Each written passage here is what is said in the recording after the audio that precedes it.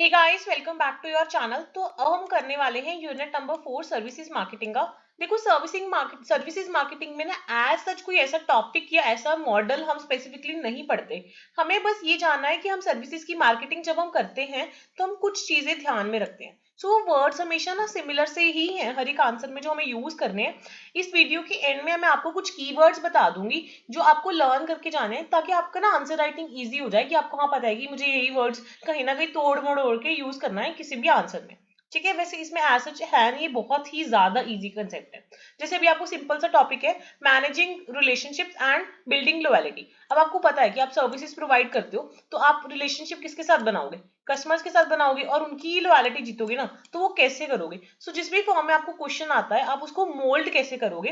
देखो, service marketing में आपको पता है कि जो रिलेशंस बनाना है कस्टमर्स के साथ वो बहुत ज्यादा जरूरी है, क्योंकि इसमें ऐसे तो है नहीं कि अगर उनको प्रोडक्ट अच्छा लगा, जो हमारी सर्विस है उनको उस पर इंप्रेशन हम डालेंगे, तभी वो हमारे साथ लॉयल रहेंगे और तभी हमारा उनके साथ रिलेशन बनेगा।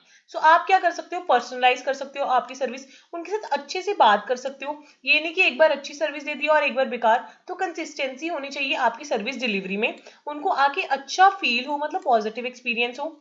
और अगर वो बार बार आते हैं तो आप लॉयल्टी पॉइंट्स रख सकते हो कि अगर आप बार बार आओगे, आपके ऐसे पॉइंट्स कलेक्ट हो रहे हैं and then we will give you a discount और अ स्पेशल ऑफर। और आप फॉलो अप ले सकते हो, उनसे फीडबैक ले सकते हो कि उनको कैसे लग रहा है। अगर आप ये सब कुछ करते हो ना, तो ऑब्वियसली आपका अच्छा रिलेशन बनता है कस्टमर के साथ और वो आपके साथ लॉयल होते हैं। ऐसे से टॉपिक है, यही वर्ड्स यूज कर रहे हैं यार। पर्सनलाइज योर सर्विस, अच्छे से कम्युनिकेट करो, कंसिस्टेंसी दो, पॉजिटिव एक्सपीरियंस दो, reward for reality, follow up लो। यही चीजें हम बार बार इसमें पढ़ रहे हैं सर्विसेज मार्केटिंग में, कि हमें अपने कस्टमर्स को कैसे रिटेन करना है, कैसे उनका मन जीतना है। ठीक है, आप हाई क्वालिटी ऑब्वियसली जब सर्विस दोगे और उनके साथ ओपन लाइंस ऑफ कम्युनिकेशन रखोगे, तो आप लॉन्ग टर्म रिलेशन उनके साथ बना सकते हो and you can create a very loyal customer base. ठीक है, उसके बाद है कस्टमर फर्म रिलेशनशिप। कस्टमर और फर्म की रिलेशनशिप कैसी होनी चाहिए? फर्म और कस्टमर की रिलेशनशिप बहुत ज्यादा जरूरी है किसी भी ऑर्गेनाइजेशन की सक्सेस के लिए। रिलेशनशिप के लिए क्या चीज सबसे ज्यादा इंपॉर्टेंट होती है? ट्रस्ट। कस्टमर्स आपकी फर्म पर ट्रस्ट करें। अगर हम नॉर्मल रिलेशनशिप्स की बात भी करें तो सबसे इंपॉर्टेंट टर्म क्या आ जाती है? हमेशा ट्रस्ट। ट्रस्ट क्या है? फाउंडेशन है किसी भी रिलेशनशिप का, specially in the service marketing. Customers को उन पर ट्रस्ट बनाना पड़ेगा फर्म्स पर, कि वो अच्छी सर्विसेज देंगे जैसे उन्होंने प्रॉमिस करी है। ठीक है, उसके अलावा कम्युनिकेशन कर सकते हैं, वही पर्सनलाइजेशन, पर्सनलाइज्ड सर्विस दे सकते हैं। रिस्पॉन्सिवनेस। रिस्पॉन्सिवनेस का मतलब ये होता है कि अगर किसी भी फर्म, कोई भी कस्टमर है, उसको कोई कंप्लेंट है या कोई क्वेरी है, तो फर्म्स उनके इश्यूज को प्रॉम्प्टली एड्रेस कर रहे हैं, मतलब उनकी जो क्वेरीज है या जो कंप्लेंट्स है उनको जल्दी से जल्दी रिजॉल्व कर रहे हैं। ठीक है, उसके बाद वही कंसिस्टेंसी और लॉयल्टी बनाने की कोशिश करना। वही है कि ऐसे ही फर्म कस्टमर्स के साथ रिलेशन बना सकता है। और आपको पता है कि customer firm relationship is build on trust, communication, personalisation, responsiveness, consistency and loyalty. यही है कि लॉन्ग लास्टिंग रिलेशन बना रहता है फर्म के बीच में और कस्टमर के बीच में, और उनका रिटेंशन, सेटिस्फैक्शन एंड प्रॉफिटेबिलिटी सब हाई रहता है। इसमें एज सच कोई मॉडल नहीं है, but still I would suggest कि अगर आपको लगता है कि कोई मॉडल मैंने मिस कर दिया है या कोई मॉडल आपको जानना है सर्विसेज मार्केटिंग का, आप कमेंट सेक्शन में डाल देना। I am reading your comments, तो मैं आपको बता दूंगी कि ये मॉडल क्या है, और I add up a mini video जिसमें अगर एक दो मॉडल आप चाहते होगे जो आपके सिलेबस का पार्ट होंगे इन केस, तो आप मुझे बता देना। I will make a short video on that too. ठीक है, इसके बाद हमारा नेक्स्ट टॉपिक है analysing and managing customer base. अब आपके पास कस्टमर बेस जो है उसको आप कैसे एनालाइज करोगे, ताकि आप उनके ओरिएंटेड पर्सनलाइज सर्विसेज उनको दे पाओ, और आप कस्टमर बेस को कैसे मैनेज करोगे।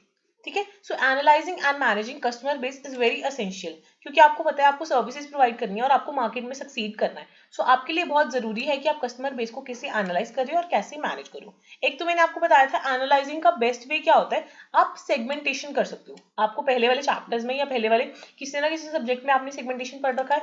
सेगमेंटेशन का मतलब होता है अपने कस्टमर्स को छोटे छोटे ग्रुप्स में बांट लेना, depending upon their needs and demands. चार तरह की हम मेन सेगमेंटेशन पढ़ते थे, demographic, geographic, psychographic and behavioural. आप इस बेसिस पे उनको सेगमेंट करके उनको एनालाइज कर सकते हो अपने कस्टमर बेस को। पहला वे तो हो गया सेगमेंटेशन। दूसरा क्या है, आप कस्टमर्स की प्रोफाइलिंग कर सकते हो, मतलब आप आइडेंटिफाई कर सकते हो कि ये कस्टमर ऐसा है, ये कस्टमर ऐसा है, ये कस्टमर ऐसा है। कस्टमर प्रोफाइलिंग एक काइंड ऑफ कस्टमर सेगमेंटेशन ही हो गया, बट थोड़ा सा उसका डिफरेंट वर्जन हो गया। ठीक है, उसके बाद आ गया कस्टमर सेटिस्फैक्शन। आप उनसे बहुत सारे फीडबैक्स ले सकते हो कि ये हमारे सेटिस्फाइड वाले कस्टमर्स हैं, ये हमारे डिससेटिस्फाइड वाले।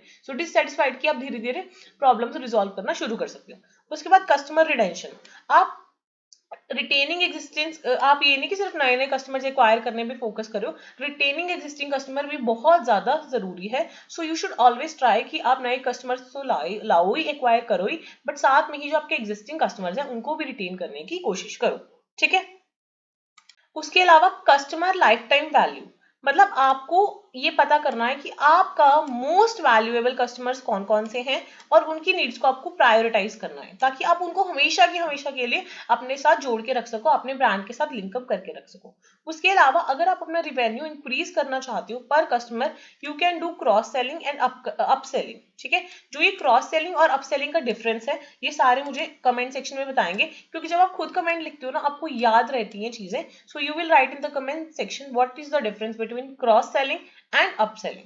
सो एनालाइज करना कस्टमर बेस को और मैनेज करना बहुत ज्यादा जरूरी है, ताकि उनकी नीड्स एंड प्रेफरेंसेस के अकॉर्डिंग हम उनको पर्सनलाइज सर्विसेज दे सकें. सो मेन एनालाइजिंग और मैनेजिंग में ना दो चीजें याद रखना, एक तो सेगमेंटेशन, एक कस्टमर प्रोफाइलिंग. उसके बाद कस्टमर रिटेंशन. ये दो तीन चीजें हैं जिनकी वजह से हम मैनेज भी कर सकते हैं कस्टमर बेस को और एनालाइज भी कर सकते हैं कस्टमर बेस को. अब मोस्ट इंपॉर्टेंट टॉपिक है ये हमारा सर्विस मार्केटिंग यूनिट का, दैट इज सीआरएम. क्या है सीआरएम? सीआरएम क्या है? Customer management relationship system, customer relationship management system कह लो इसको. तो सर्विस मार्केटिंग में सीआरएम बहुत ज्यादा इंपॉर्टेंट है. सीआरएम कैसे है? Customer management relationship system in service marketing. So customer management relationship system is an essential tool for managing relationship with customer in services marketing. आपने बहुत बार सुना होगा, आपको बहुत बार बैंक से फोन आते हैं कि मैं आपका रिलेशनशिप मैनेजर बोल रहा हूँ, ये बोल रहा हूँ, वो बोल रहा हूँ, मतलब आपको अगर कोई क्वेरीज है आप हमारे साथ बात करो. तो यही है कस्टमर रिलेशनशिप जो मैनेज करते हैं फ्रॉम द कंपनी एंड. सो एक टेक्नोलॉजी एनेबल्ड प्रोसेस है दैट एनेबल्स द बिजनेस कि वो ट्रैक भी कर सकता है, एनालाइज भी कर सकता है, रिस्पॉन्ड भी कर सकता है, कि जब भी कस्टमर उनके साथ इंटरेक्ट करेगा और उनको उनसे डाटा मिलेगा तो सारे टच पॉइंट्स के टच में रहेंगे. इसकी वजह से अगर उनको चाहे तो वो कोई भी इंप्रूवमेंट्स कर सकते हैं. ठीक है. सो सीआरएम को कैसे यूज करते हैं, सीआरएम के पॉइंट्स याद कर लेना, क्योंकि सीआरएम आने के बहुत ज्यादा चांसेस हैं इस यूनिट में से, और यही है कि ये एक वाला अच्छा टॉपिक है. एक आगे हम और टॉपिक पढ़ने वाले हैं मॉडल वाला, वो मॉडल भी बहुत अच्छा टॉपिक है. ये दोनों में से एक ना एक आप जरूर लर्न करके जाना. ठीक है. तो सीआरएम में आपको क्या क्या चीजें करनी है, कस्टमर डाटा मैनेजमेंट होता है, कस्टमर की एंगेजमेंट बढ़ती है, सेल्स मैनेजमेंट होता है, मार्केटिंग ऑटोमेशन होता है और कस्टमर सर्विस मैनेजमेंट होता है. इसमें देखो एक तो हमें डाटा मिल जाता है कस्टमर का, क्यों कैसे बिहेव कर रहा है, क्या हम उनको कई बार ना पर्सनलाइज सर्विसेज भी दे देते हैं. जैसे आपको नहीं देखा होगा बहुत बार बैंक्स का आपको फोन आता है कि मैम आपको हम स्पेसिफिकली आपको सिर्फ क्रेडिट कार्ड दे रहे हैं, हालांकि वो चीजें ही सबको ही बोलते हैं. सो एक तरह से वो अपनी सेल्स भी कर रहे हैं ना, न्यू सेल्स अपॉर्चुनिटीज भी देख रहे हैं, साथ के साथ आपको एंगेज करने की कोशिश भी कर रहे हैं. कई बार वो बोलते हैं मैम आपके लिए स्पेशली पर्सनलाइज्ड कार्ड है. तो ये सब चीजें क्या है, वो एक तरह से कस्टमर के साथ रिलेशन बना के उनसे डाटा ले रहे हैं, उनको एंगेज करने की कोशिश कर रहे हैं थ्रू मीडिया या किसी भी वे से, सेल्स मैनेजमेंट कर रहे हैं, मार्केटिंग ऑटोमेशन करने की कोशिश कर रहे हैं. ठीक है. उसके बाद अगर हम आपसे ये भी पूछते हैं कि अगर मैम आपको कोई क्वेरीज है, कंप्लेंट्स है या कोई चीज है तो आप हमें बताओ. तो ये सारी चीजें वो सीआरएम के थ्रू करते हैं. तो ये पॉइंट्स थोड़े से लर्न कर लेना, एक बार देख लेना. Customer data management, customer engagement, sales management, marketing automation and customer service management. ठीक है. So overall CRM is essential tool for managing customer relationships in service marketing. So इससे हम वो क्या करते हैं, डाटा को कलेक्ट भी करते हैं, एनालाइज भी करते हैं, एंगेज करते हैं सारे कस्टमर्स के साथ, पर्सनलाइज ऑफरिंग देते हैं ताकि बिजनेस उनका स्ट्रांग हो सके और लास्टिंग कस्टमर के साथ रिलेशनशिप बन सके. ठीक है. Customer feedback, customer feedback and service recovery, ये दोनों टर्म्स बहुत ज्यादा जरूरी हैं. ये दोनों टर्म्स हम इंडिविजुअली जानेंगे. सबसे पहले आ जाता है कस्टमर फीडबैक. कस्टमर फीडबैक ना बहुत ज्यादा जरूरी है in the case of services, क्योंकि जब हमें कस्टमर का फीडबैक मिलेगा तभी हम जो चीजें हम चाहते हैं जिनमें इंप्रूवमेंट करना, तभी हम उन चीजों को इंप्रूव कर पाएंगे. सो हम कस्टमर से फीडबैक ले सकते हैं बहुत सारे चैनल्स के थ्रू, सर्वे करवा के, सोशल मीडिया के थ्रू, ऑनलाइन रिव्यूज के थ्रू, या पर्सनली उनसे इंटरेक्ट करके हम कस्टमर सर्विस ले सकते हैं. हम उनसे पूछ सकते हैं what are your pain points and what are your gain points. ठीक है, कि किन पॉइंट्स पे आपको अच्छा लग रहा है और किन पॉइंट्स पे आपको अच्छा नहीं लग रहा है. उसके बाद हम उनका फीडबैक एनालाइज करेंगे. उसके बाद हम सर्विस रिकवरी करने की कोशिश करेंगे. जो ये सर्विस रिकवरी टर्म है ये अभी आपको डिटेल में नीचे एक्सप्लेन करने वाली हूँ. देन अगर कुछ गलत हो जाता है हम उनसे अपोलोजाइज करेंगे and we can also offer them some compensation. So customer और एंड में फॉलोअप्स भी लेते हैं कि अगर हमने जो आपको चीजें दी हैं are you happy with that or not. So customer feedback and service recovery बहुत ज्यादा इंपॉर्टेंट चीजें हैं. कस्टमर फीडबैक का मतलब है उनको उनसे रिव्यू लेके उसको एनालाइज करना, एंड रिकवरी उसके बाद ही हम करेंगे. तो सर्विस रिकवरी होता क्या है? Service recovery is a very important concept, इसको ध्यान से समझ लेना, आगे हम इसके प्रिंसिपल्स भी पढ़ने वाले हैं, which is very important for the exam point of view. So service recovery का मतलब क्या होता है? Service recovery is a process of addressing and resolving customer complaints. अब प्रोडक्ट रिकवरी मतलब प्रोडक्ट उनको अच्छा लगा, प्रोडक्ट हम उनसे वापस ले लेते हैं, उनको बता देते हैं अब नया प्रोडक्ट ले लो। वैसे सर्विस में हम ऐसा तो नहीं कर सकते कि जो हमने सर्विस दी हमें वापस दो, नहीं कर सकते। तो सर्विस रिकवरी क्या है? एक ऐसा प्रोसेस है जिसमें हम एड्रेस करते हैं और रिजॉल्व करते हैं कस्टमर की कंप्लेंट्स और इश्यूज। ठीक है, फॉर एग्जाम्पल कोई भी सर्विस में फेलियर हो गया, कोई भी सर्विस उनको पसंद नहीं लगी या कोई और रीजन की वजह से सर्विस में क्या हो गया? फेलियर हो गया। सो जो जिस प्रोसेस से हम उनकी जो कंप्लेंट्स है उसको एड्रेस कर रहे हैं और रिजॉल्व कर रहे हैं वो सर्विस रिकवरी है। क्योंकि सर्विस फेलियर्स आर इनएविटेबल, क्योंकि कई बार बहुत बार ऐसे होता है कि सर्विस बेस्ड बिजनेस में बहुत सारी गलतियां हो जाती हैं जिसकी वजह से सर्विस फेल हो जाती है। सो आप कैसे उन पे इम्पैक्ट डालते हो, कैसे उसको रिकवर करने की कोशिश करते हो, वो बहुत ज्यादा इंपॉर्टेंट हो जाता है। सबसे पहले ऐसे नहीं लड़ने खुद ही लग जाओ, सुनो कस्टमर से कि कस्टमर क्या बोल रहा है। आप खुद ही लड़ने लग जाओगे तो एकदम से ही सब खराब हो जाएगा और आपके पास कभी भी वापस नहीं आने वाला, आपका कस्टमर कभी रिटेन नहीं होने वाला। So first of all listen to your customer. अगर आपको लगता है कि जेन्युइनली आपसे गलती हुई है, you should apologise for that because you have a long way to go. आपको हमेशा कस्टमर के साथ ट्रस्ट एंड लॉयल्टी बिल्ड करके रखनी है। ठीक है, कई बार कस्टमर खुद भी ऐसा सही होता है बट आपको स्टिल पता है कि आपको ही रिटेन करना है। सो एकदम से रिएक्ट नहीं करना, पेशेंस के साथ उसको अपोलोजाइज कर देना है। अगर आप अपोलोजाइज करने के सेंस में नहीं हो, किसी ना किसी वे से उसको रिजॉल्व करने की कोशिश करनी है उस इशू को।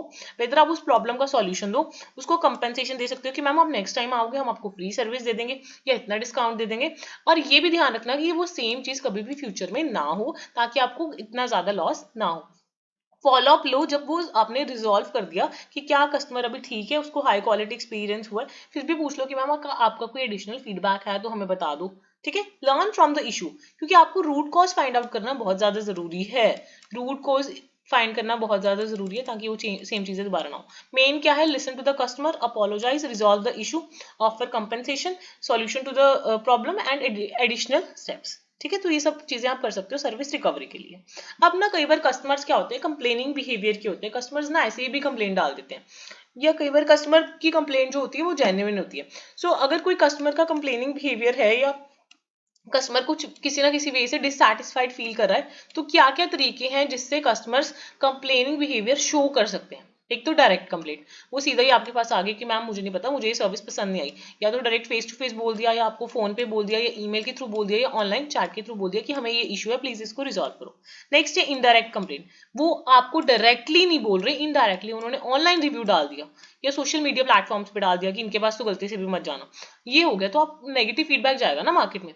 थर्ड है साइलेंट डिफेक्शन। साइलेंस डिफेक्शन क्या होता है? Customer do not complain but वो चुपचाप आपकी सर्विस यूज करना ही बंद कर देता है। वो आपको आके नहीं बोलता, ना ही सोशल मीडिया पे डालता, कुछ नहीं, बस वो आपके पास आना ही बंद कर देता है, मतलब stop using your services. Next है अग्रेसिवली कंप्लेनिंग, मतलब वो बहुत ज्यादा अग्रेसिव हो जाता है और वही लड़ने लग जाता है कि आपने ऐसे क्यों करा। और ये सबसे चैलेंजिंग होती है ये कंप्लेंट हैंडल करना, क्योंकि आपको खुद को काम रहना पड़ेगा और प्रोफेशनल रहना पड़ेगा इन्हीं सिचुएशंस पर, क्योंकि बाकी कस्टमर्स भी इससे डायरेक्टली इंपैक्ट होते हैं। सो बेसिकली 4 वेज हैं जिसमें कस्टमर्स कंप्लेन कर सकते हैं, 4 तरीकों से usually: direct complaints, indirect complaints, aggressive complaining and silent defection. Defection का मतलब है हमारी सर्विसेज यूज करना स्टॉप कर देना। ठीक है, नेक्स्ट है, अभी हमने जो सर्विस रिकवरी पढ़ी ना, ये हमने सर्विस रिकवरी तो पढ़ी ली कि सर्विस रिकवरी क्या होती है, कि अगर आपकी सर्विस फेलियर हो जाती है तो आप कोशिश करोगे कि आप उसको कैसे रिजॉल्व करोगे। सो इसके कुछ प्रिंसिपल्स हैं और कुछ रिस्पॉन्सेज हैं कि आप कैसे रिस्पॉन्ड करोगे और क्या क्या प्रिंसिपल्स हैं सर्विस रिकवरी के।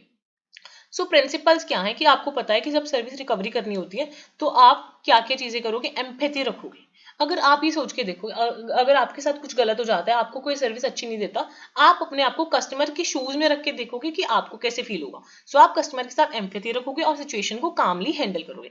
उसके बाद रिस्पॉन्सिबिलिटी, आप रिस्पॉन्सिबिलिटी लोगे कि हाँ जी हमारे से गलती हुई है, हमने ये सर्विस अच्छी नहीं दी, तो हम इसकी रिस्पॉन्सिबिलिटी खुद लेते हैं, अपोलोजाइज करोगे उसको। ठीक है, नेक्स्ट स्पीड, ऐसे नहीं मैम अगले साल हो ना, अगले साल आपको अच्छा देंगे, ये ट्राई करो कि जल्दी से जल्दी आप उसकी जो कंप्लेंट है वो चीज़ है उसको जल्दी ऑफर दे दो कि मैम आप अगले हफ्ते आओगे तो आपको ये हम रिजॉल्व करके देंगे। सो स्पीड होनी चाहिए आपकी एक्शन में। नेक्स्ट है फ्लेक्सिबिलिटी।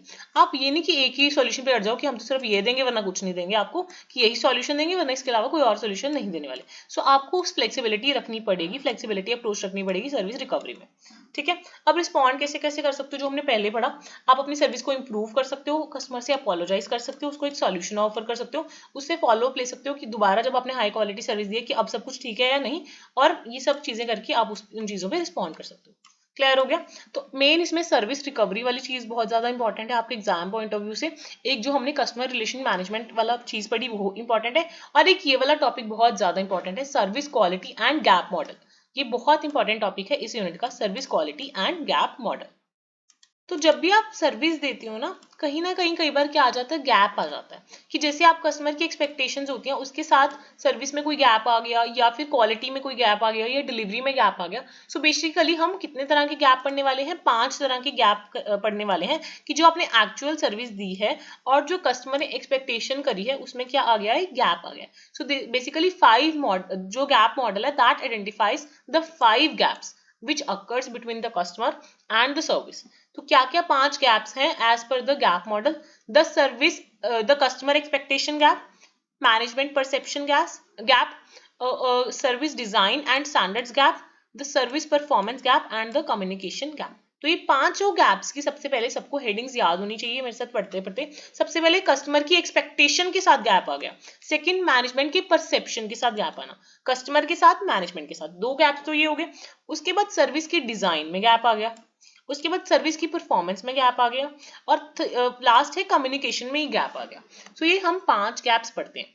ठीक है, सबसे पहला है हमारा कस्टमर की एक्सपेक्टेशन के साथ गैप आ गया कि कस्टमर जो चाह रहा था उसको वो नहीं मिला। फॉर एग्जांपल कोई कलर करवाने जाता है, कुछ करवाने जाता है, कस्टमर ने वो वाला कलर एक्सपेक्ट किया होता है, हल्का सा स्लाइट वेरिएशन आ जाता है। सो गैप आ गया, लैक ऑफ अंडरस्टैंडिंग होगी ना, हमें पता नहीं लगा कि कस्टमर क्या चाह रहा था, तो इस वजह से गैप आ जाता है जो आप सर्विस दे रहे हो और कस्टमर की जो नीड है।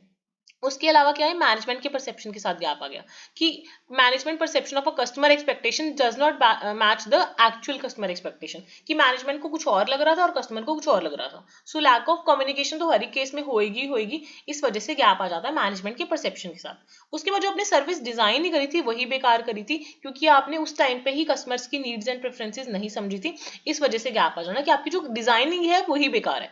उसके बाद डिजाइनिंग तो आपकी ठीक थी जब आपने कस्टमर डिजाइन सर्विस डिजाइन करी थी, बट जब आप उसको करते हो, फॉर एग्जाम्पल कोई आपका स्टाफ मेंबर है वही इतना स्किल्ड नहीं है, तो जब परफॉर्म करेगा वो बेकार ही परफॉर्म करेगा ना। तो आपने डिजाइनिंग तो सही करी थी पर परफॉर्मेंस में दिक्कत आ गई, तो डिलीवरी में दिक्कत आ गई, ये चीज आ गई। ठीक है, उसके बाद कम्युनिकेशन, चीजें सब कुछ सही है, बस कम्युनिकेशन का फेलियर हो गया जिसकी वजह से लैक ऑफ ट्रांसपेरेंसी वगैरह नहीं रही थी, तो इस वजह से गैप आ गया। फॉर एग्जाम्पल चार्जेस की बात लगा लो, सर्विस तो अच्छी थी, चार्जेस क्लियर नहीं हुए आपस में दोनों पार्टीज के बीच में, और एंड में कंफ्लिक्ट हो गया कि आपने तो पहले इतने बोले थे, वो बोलेगा नहीं मुझे इतने लगे थे, तो इस वजह से भी गैप आ सकता है। तो क्या 5 गैप्स हैं? Customer expectation gap, management perception gap, service design gap, service performance gap and the communication gap. So in gaps को कंपनीज को, सर्विस प्रोवाइडर्स को क्या करना है, अंडरस्टैंड करना है, और ऐसी स्ट्रैटेजीज बनानी है कि अच्छी सर्विस क्वालिटी दें, और हमेशा ट्राई करना है कि इन गैप्स को क्लोज करने की कोशिश की जाए। क्लियर हो गया। इसके बाद हमारा नेक्स्ट टॉपिक है कि जो सर्विस क्वालिटी है, मतलब जिस वे में आप उसको सर्विस प्रोवाइड कर रहे हो, जो सर्विस क्वालिटी आप दे रहे हो उसको आप कैसे मेजर करोगे और सर्विस क्वालिटी को कैसे इंप्रूव करोगे। सो ये मेजरमेंट ऑफ सर्विस क्वालिटी के कुछ मैंने मेथड यहाँ पे मेंशन करे हैं, आप ये याद कर सकते हो, बहुत ही ईजी मेथड मैंने यहाँ पे लेके आई हूँ मैं आपके लिए। अब आपको देखना है कि आपकी सर्विस क्वालिटी अच्छी है या नहीं, तो उसको मेजर करने के आपके पास क्या क्या तरीके हैं। एक तो है ऑनलाइन रिव्यूज, आपको ऑनलाइन रिव्यूज से पता लग सकता है कि आपकी सर्विस क्वालिटी कैसी है। कई बार तो कॉम्पिटिटर्स पता है क्या करते हैं, जान के आपकी साइट्स के ऊपर बैड रिव्यूज डाल देते हैं ताकि बाकी जो लोग हैं वो आपकी सर्विस ना लें। सो ये आपको हमेशा ध्यान रखना है, आपको अपने ऑनलाइन रिव्यूज रेगुलरली चेक करते रहना है, और ऐसे भी नहीं कई बार एक्चुअल में कस्टमर को कंप्लेंट होती है और आप ये सोचो कि हमारे कॉम्पिटिटर ने डाल दिया। खुद पे भी ध्यान रखना है और कॉम्पिटिटर पे भी ध्यान रखना है। ठीक है, उसके अलावा नेक्स्ट क्या है, सर्वैक्वल, ये हमारी शॉर्ट फॉर्म है जिसका मतलब है इसमें 5 डायमेंशन है। इसमें आप ना सर्विस को मेजर करने के लिए 5 डायमेंशन यूज करते हो, reliability, responsiveness, assurance, empathy and tangibles. So आप सर्वे क्वेश्चन करते हो, कस्टमर से फीडबैक लेते हो और देखते हो कि उनकी एक्सपेक्टेशंस कैसे रही हैं। तो आप ये एक टेक्निक याद करके जा सकते हो। उसके बाद है नेट प्रमोटर स्कोर, क्या है? Net promoter score. ये एक मैट्रिक है जो कस्टमर लॉयल्टी को मेजर करने में हेल्प करता है कि ऐसा कौन सा आपके ऐसे कौन से कस्टमर्स हैं जो एक्चुअल में आपका बिजनेस प्रमोट कर रहे हैं, मतलब रिकमेंड कर रहे हैं अदर्स को। तो आप ये स्कोर चेकआउट कर सकते हो। नेक्स्ट है CSAT score, that is customer satisfaction score, कि स्केलिंग ले सकते हो 1 to 10 की कि कौन सा कस्टमर कितना सेटिस्फाइड है। नेक्स्ट है कस्टमर एफर्ट स्कोर। आप इसमें वही मेजर कर सकते हो कि कस्टमर कितने एफर्ट्स डाल रहा है, कि और कस्टमर के एफर्ट्स कितने, आपको हमेशा कोशिश करोगे जो कस्टमर के एफर्ट्स हैं आप तक पहुंचने के वो कम हो जाए। आप उसको जो भी चीजें हैं ऑन द प्लेस प्रोवाइड करो और उसको बहुत ही ज्यादा कन्वीनियंस वे में प्रोवाइड करो। सो ये कुछ तरीके हैं जिससे आप सर्विस क्वालिटी को मेजर कर सकते हो। क्या क्या तरीके हैं? एक तो हो गया हमारा ऑनलाइन रिव्यूज, हम ध्यान रखेंगे, कस्टमर एफर्ट स्कोर को कम करने की कोशिश करेंगे, मतलब उसको कम एफर्ट्स डालने पर उसको हम कन्वीनियंटली चीजें प्रोवाइड कर दें। Customer CSAT score, that is customer satisfaction score. Net promoter score की जैसे कौन से आपके कस्टमर्स हैं जो एक्चुअल में आपका बिजनेस वर्ड ऑफ माउथ से या किसी और वे से किसी और को प्रमोट करते हैं। और एक और वे है SERVQUAL। तो ये एक टेक्निक होती है जिससे हमें पता लग जाता है, जिसके 5 डायमेंशन है कि कस्टमर्स को एक्चुअल में उनके एक्सपेक्टेशंस के अकॉर्डिंग चीजें मिल रही हैं या नहीं। ठीक है, उसके बाद अब हमें इंप्रूव करनी है सर्विस की क्वालिटी। ठीक है, तो इम्प्रूव कैसे कर सकते हो? कस्टमर की नीड एंड प्रेफरेंसेस समझ के, इंप्लॉयज को ट्रेन करके ताकि आप उनको हाई क्वालिटी सर्विस प्रोवाइड करो, सर्विस के स्टैंडर्ड्स सेट करके, इंप्लॉयज को एम्पावर करके, टेक्नोलॉजी यूज करके। देखो जब आप टेक्नोलॉजी यूज करोगे तो आप जल्दी पेमेंट्स कर पाओगे, जल्दी बुकिंग कर पाओगे, ऑनलाइन बुकिंग्स कर पाओगे, सो वो ईजी हो जाएगा। फीडबैक उनसे लेके इंकरेज करके कि वो आपको फीडबैक दें, और ऐसा कल्चर अडॉप्ट करके जिससे आपकी कंटिन्यूसली इंप्रूवमेंट चलती रहे। सो ये वाले पॉइंट्स तो लर्न कर जाओ। ये आप हर एक आंसर में, जो सर्विस मार्केटिंग का जो मैंने आपको स्टार्टिंग में बताया ना कि आपको कुछ की पॉइंट्स बताऊंगी जो आप हर एक आंसर में यूज कर सकते हो, वो ये की पॉइंट्स हैं। ऑब्वियसली आप इंप्लॉय ट्रेनिंग पर इन्वेस्ट करोगे, स्टैंडर्ड सेट करोगे अपनी सर्विस के, अपने इंप्लॉयज को एम्पावर करोगे, टेक्नोलॉजी यूज करोगे, एनकरेज करोगे फीडबैक, और ऐसा कल्चर जहां पे कंटिन्यूस इंप्रूवमेंट चलती रहे। ये ऐसे की पॉइंट्स हैं, आप किसी भी यूनिट में सर्विस मार्केटिंग के इसको यूज कर सकते हो। अगर नहीं लर्न करने आपको ऑटोमेटिक ही पता है ये चीजें, कॉमन ही चीजें, तो आप किसी में आंसर राइटिंग में इसको यूज करो और मतलब एक्सेल कर सकते हो। नेक्स्ट है डिफाइन करो, मेजर करो और इंप्रूव करो सर्विस प्रोडक्टिविटी। सर्विस प्रोडक्टिविटी होता क्या है, हम इसकी डेफिनेशन जानेंगे, हम इसको कैसे मेजर कर सकते हैं और कैसे इसको इंप्रूव कर सकते हैं। तो सर्विस प्रोडक्टिविटी होता क्या है? Service productivity refers to the efficiency with which a service is delivered to a customer, कि क्या जो हमने सर्विस दी है वो प्रोडक्टिव है या नहीं, कि अच्छे से सर्विस कस्टमर तक डिलीवर हुई है या नहीं। सो हम इसमें रेशो देखेंगे आउटपुट ऑफ सर्विस की with the input of the service to produce it. तो हम आउटपुट और इनपुट की रेशो देखते हैं सर्विस प्रोडक्टिविटी में। सो सर्विस प्रोडक्टिविटी को मेजर करने के लिए हम output of service and input of a service को एनालाइज करते हैं। सो इसमें बहुत सारे मेजर्स होते हैं। एक तो होते हैं आउटपुट मेजर्स, हम बहुत सारे आउटपुट मेजर्स देखते हैं। फॉर एग्जाम्पल कि कितने कस्टमर्स को हमने सर्व किया, कितनी सर्विस हमारी ट्रांजैक्शन हुई, कितना रेवेन्यू जनरेट हुआ, ये सारी आउटपुट वाली चीजें हैं ना। नेक्स्ट हम इनपुट मेजर्स देखते हैं कि हमने क्या क्या डाला, कितने अमाउंट ऑफ हमने लेबर डाली, कितने हमने टूल्स लगाए, कितना हमने मटेरियल खर्च करा, ये हमारे सारे हो गए इनपुट मेजर्स। देन हम प्रोडक्टिविटी रेशियोज निकालते हैं, मतलब हम डिवाइडिंग करते हैं हमारी इनपुट्स को और आउटपुट्स को, तो मतलब आउटपुट और इनपुट की हम रेशियो निकालते हैं। तो इससे हमें प्रोडक्टिविटी रेशियो मिल जाती है, that is number of employee served per employee, revenue generated per service transaction, amount of service produced per unit of equipment. ऐसे हम अलग अलग प्रोडक्टिविटी रेशियोज निकाल लेते हैं एंड देन इन रेशियोज को कंपेयर करते हैं जो इंडस्ट्रीज के बेंचमार्क्स हैं या इंडस्ट्रीज के स्टैंडर्ड्स हैं। उसके बाद हम टाइम एंड मोशन स्टडीज भी करते हैं कि हम ऑब्जर्व करते हैं कि टाइम कितना लग रहा है, कितने हमारे रिसोर्सेज लग रहे हैं, ताकि हम हमारी प्रोडक्टिविटी को एनहांस कर पाए। तो ये है सर्विस प्रोडक्टिविटी। जब हम सर्विस प्रोडक्टिविटी देखते हैं, हम आउटपुट मेजर्स देखते हैं, इनपुट मेजर्स देखते हैं, दोनों को कंपेयर करके उनकी प्रोडक्टिविटी रेशियो निकालते हैं, देन इंडस्ट्री के बेंचमार्किंग के साथ उनको मेजर करते हैं and then time and motion studies करते हैं। तो अगर हमें लगता है कि कोई भी केस में हमें इंप्रूव करने की जरूरत है, तो हम बहुत सारे स्टेप्स करते हैं सर्विसेज को इंप्रूव करने के लिए। वही सेम स्टेप्स हैं जो हर एक आंसर में लिखने हैं, कुछ भी ऐसा डिफरेंट नहीं है। सर्विस प्रोसेस देखना है, अननेसेसरी स्टेप्स को एलिमिनेट करना है, सर्विस डिलीवरी टाइम को कम से कम करने की कोशिश करनी है, सर्विस की कैपेसिटी बढ़ानी है, एम्प्लॉयज को ट्रेन करना है, एम्पावर करना है, टेक्नोलॉजी यूज कर सकते हैं, सेल्फ सर्विस ऑप्शन को इंकरेज कर सकते हैं, सर्विस प्रोडक्टिविटी को कंटिन्यूसली मेजर कर सकते हैं, कंटिन्यूस इंप्रूवमेंट का कल्चर बना सकते हैं। ये तो कहीं पे भी आप लिख के आ सकते हो, ये चीजें जो मैं आपको बार बार बता रही हूँ, कुछ ऐसा लर्न नहीं करना। इसमें एक पॉइंट मुझे अच्छा लगा, eliminate unnecessary steps and bottlenecks, कि आप एलिमिनेट करो जो चीजें अननेसेसरी हैं, और आप ये भी इंकरेज कर सकते हो कि सेल्फ सर्विस करें अपने आप। ठीक है, तो वो नॉर्मल हो जाता है कि फिर कोई दिक्कत नहीं आती। नेक्स्ट हमारे लास्ट 2 टॉपिक बच जाते हैं, 2-3 टॉपिक्स हैं, ये छोटे-छोटे से टॉपिक्स हैं। एक बार इन टॉपिक्स को देख लेते हैं। 3 टॉपिक्स हैं हमारे छोटे-छोटे से, बिल्कुल ईजी वाले। इनको देख के हमारा यूनिट कंप्लीट हो जाएगा एंड हमारा सर्विसेज मार्केटिंग का सिलेबस भी कंप्लीट हो जाएगा फ्रॉम माय एंड। ठीक है, तो जल्दी से टॉपिक्स कंप्लीट करते हैं। Service leadership. अब आपको अपनी जो सर्विस वाली आपकी सर्विस प्रोवाइडर हो, आपको अपने आप को सर्विस लीडर बनाना है। तो अगर आपको सर्विस लीडर बनाना होगा तो आपको ऑब्वियसली कस्टमर्स को एक्सेप्शनल सर्विसेज देनी पड़ेंगी और कंटिन्यूसली जो कस्टमर की एक्सपेक्टेशन है ना उसको एक्सीड करना पड़ेगा। सो आपको ये ध्यान रखना है कि जो आपका ऑर्गेनाइजेशन का स्ट्रक्चर है और सर्विस ओरिएंटेशन स्ट्रक्चर है वो मैच खाए। हमेशा ऐसा कल्चर डेवलप करो कि चीजें क्या हो, कस्टमर फोकस्ड हो, उनको ट्रेन एंड डेवलप करो, कंटिन्यूसली अपनी सर्विस को मेजर करते रहो, फीडबैक लेते रहो और इंप्रूवमेंट करते रहो। टेक्नोलॉजी एंड ऑटोमेशन आप यूज कर सकते हो और सर्विस में इनोवेशन लाते रहो। सो अगर आप ये सब कुछ करोगे ऑब्वियसली आप सर्विस लीडर बन जाओगे। ठीक है, और ऑब्वियसली आपको ध्यान रखना है क्या क्या नए नए ट्रेंड्स हैं उनके साथ इवॉल्व होना है और इमर्ज होना है। अब एक कंसेप्ट आ जाता है सिनर्जी। क्या? Synergy. Synergy in service management. Synergy का मतलब होता है, सिनर्जी इज एन आइडिया कि जो होल है that is greater than sum of its part, कि whole is greater than sum of its parts. तो आपको हमेशा क्या करना है, ट्राई करना है कंबाइन करने की रिसोर्सेज, कैपेबिलिटीज, एफर्ट्स, ताकि आपको हायर रिजल्ट्स मिल सके। क्योंकि जब हम सारे मिलके हम सारी चीजों को कोलैबोरेट करके काम करते हैं उसमें ज्यादा हमें अच्छे रिजल्ट्स मिलते हैं when compared with individual parts alone. So आपको क्या करना है, हमेशा ट्राई करना है that you should bring synergy in the services management.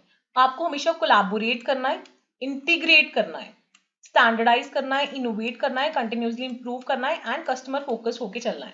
So collaboration, integration, standardisation and innovation, ये 4 चीजें तो आप याद ही रख लो सिनर्जी में। Collaborate, integrate, innovate and standardise. ठीक है, and continuous improvement and customer focus तो जरूरी है ही ऑब्वियसली। तो तभी सिनर्जी आएगी, क्योंकि इंडिविजुअल पार्ट्स लोन के कंपैरेटिवली जब हम सब मिलके काम करते हैं that brings us better results. ठीक है, उसके बाद है अगर आपको लीडिंग सर्विस ऑर्गेनाइजेशन बनना है तो वही सेम चीजें जो मैं आपको बार बार बोल रही हूँ हर एक आंसर में यूज करनी है। कस्टमर सेंट्रिक हो, स्ट्रैटेजी अच्छी बनाओ, डिजाइन अच्छी करो, डिलीवरी अच्छी करो, एंगेजमेंट कम करो, कंटिन्यूस इंप्रूवमेंट करो और मेजर करते रहो और साथ में इंप्रूव करते रहो। एक चीज है जो गैप्स नहीं हमने पढ़े थे, आप गैप्स भी किसी भी क्वेश्चन में यूज कर सकते हो। आप ये बोल सकते हो कि जो ये गैप्स आ जाते हैं, गैप्स हमने 5 तरह के गैप्स पढ़े थे, राइट। तो आपको ये लिखना है कि हमें एक तो था कस्टमर का जो एक्सपेक्टेशन है, दूसरा था मैनेजमेंट की जो परसेप्शंस है, एक था सर्विस की डिलीवरी में जो है, एक सर्विस के डिजाइन में है, एक कम्युनिकेशन का गैप। आप ये किसी भी आंसर में यूज कर सकते हो गैप्स को भी, और बोल सकते हो कि कंपनीज को या सर्विस प्रोवाइडर्स को हमेशा ये ट्राई करना है कि जो 5 गैप मॉडल है इन गैप्स को मिनिमाइज करने की या क्लोज करने की कोशिश करनी है। सो इनकेस अगर आपको लगता है कभी भी आपका आंसर लेंथी नहीं हो रहा, आप ये गैप्स यूज करके अपने आंसर को लेंथी बना सकते हो। ठीक है, आई होप आप सबको सर्विसेज मार्केटिंग समझ आ गया होगा। स्टिल इफ यू वांट कि कोई मॉडल मिस हो गया है, कुछ मिस हो गया इसमें से, क्योंकि इसमें कोई अगर आपको लगता है कि कोई कंटेंट है तो आप मुझे कमेंट्स में डाल देना, I will add up that content in the playlist. ठीक है, बाकी मिलते हैं एक नई वीडियो के साथ। अगर आपको सारा का सारा कंटेंट समझ आ गया और अच्छा लगा है, you can put a small comment जो पढ़ के मुझे भी अच्छा लगता है, and you can like, share, subscribe the channel. ठीक है, बाकी मिलते हैं नेक्स्ट वीडियो में नए कंटेंट के साथ।